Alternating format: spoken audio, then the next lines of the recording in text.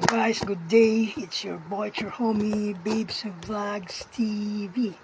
Guys, I wanted to share, based on my personal opinions and analysis as a political science graduate, that current events in our country today, it seems that there is a pattern emerging that is happening in our country today.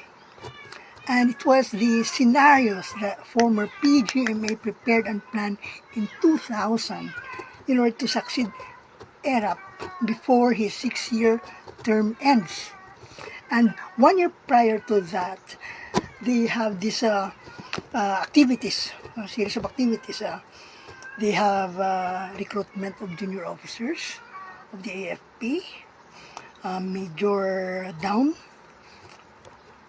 Then they conduct talks to gain the support of the religious sect and the church support the religious sector or the CBCP by blessing of Cardinal Sin.